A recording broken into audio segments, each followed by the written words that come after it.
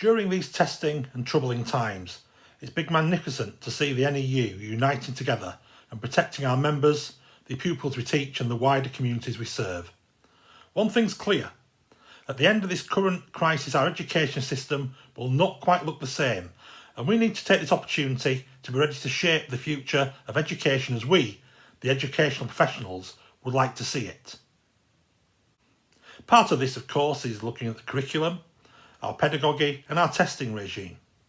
I firmly believe that it's also correct to take this time to look at our pay and conditions and begin to change the narrative around our working time and our well-being. That's why I'm pleased to see my union, the NEU, launch our new campaign around teacher workload and 1265 hours. Whilst I'm not attempting to patronise anyone in this video, I'm still surprised that many members do not fully understand the very nature of our pay and conditions, or how we can challenge and change them for the benefit of everyone. We currently have a narrative across all education sectors that asks, how many hours do I have to work to complete the tasks assigned to me? I want to flip this question on its head and ask, how much work can I reasonably complete in the time that I am paid to work? By reversing the question, we can reverse the culture that is increasingly seeing teachers working for over 50 hours a week. This having an impact on our well-being and personal lives. I'd like to begin by stripping down our pay and our time commitment into simple terms. Our school teacher contract states that we are directed to work for 1265 hours, divided over 195 working days. This means that, rounding up ever so slightly, we're directed to work for 6.5 hours a day for 195 days, 190 teaching days and 5 training days. Whilst many schools publish a directed time calendar, often including a number of contingency hours each academic year, when we take into account teaching time, PPA time, meeting time, parents' evening time, alongside other bites into our contracted time, it's clear to see that this 6.5 hours a day is easily accounted for. One of the key problems with the current teacher contract comes in the form of clause 51.7 from the School Teachers Pay and Conditions document. That includes the phrase, a teacher must work such reasonable additional hours as may be necessary to enable effective discharge of a teacher's professional duties.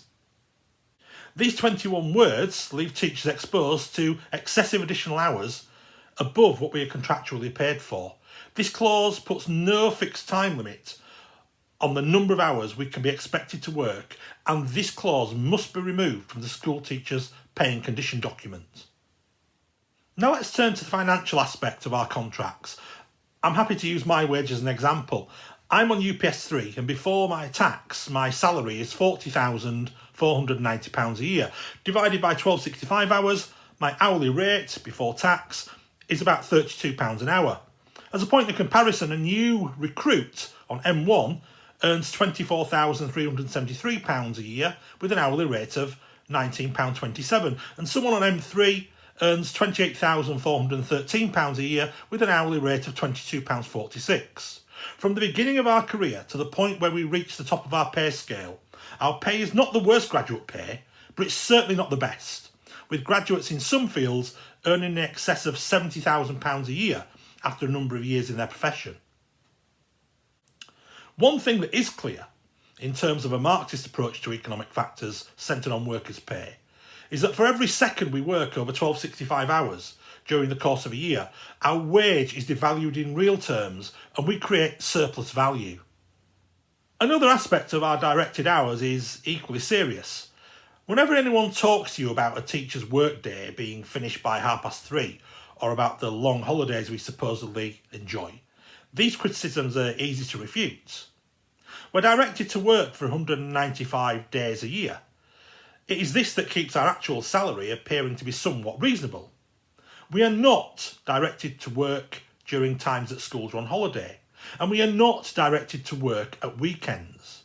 We are directed to work for 6.5 hours a day, and how many of you can honestly say that your working day is limited to 6.5 hours, or that you never carry out any work during weekends or in the school holidays?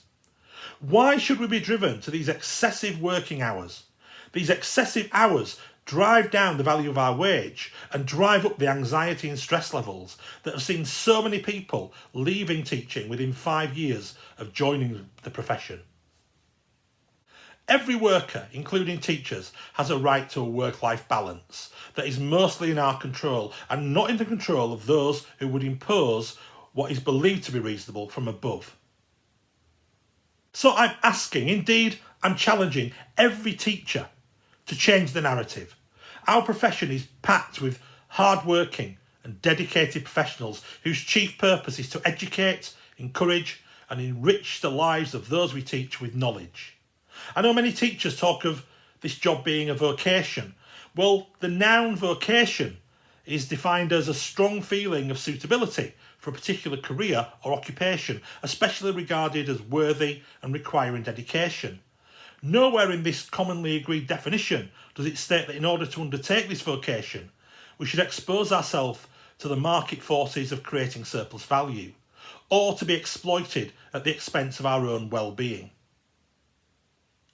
As we move out of the most serious phase of the coronavirus pandemic, I want our union, the NEU, to lead the fight for a teacher contract that maintains and seeks to increase our pay, whilst also making sure that our well-being and ability to work the hours we are contractually paid for is at the centre of the revised contract. I'm calling on the NEU to lead the fight to remove clause 51.7 from the school teachers' paying conditions document, ending once and for all the much exploited reasonable additional hours burden that acts as mind-forged manacles on teachers' well-being. I'm calling on the NEU to continue to lead the fight to make 1265 hours the legal maximum that any teacher can be asked to work in any given academic year. 6.5 hours a day is reasonable for anyone in our profession to work, and by sticking to this, we will maintain the value of our salary and the value of our sanity.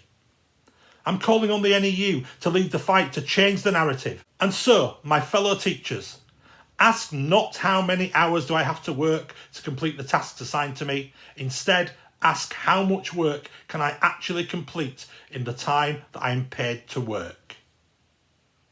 We are not being greedy. We are not being selfish.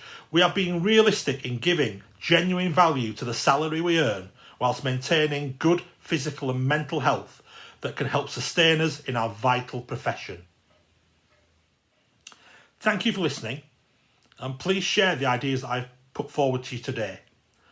We can move forward together and not look backwards. Together, we can change the narrative.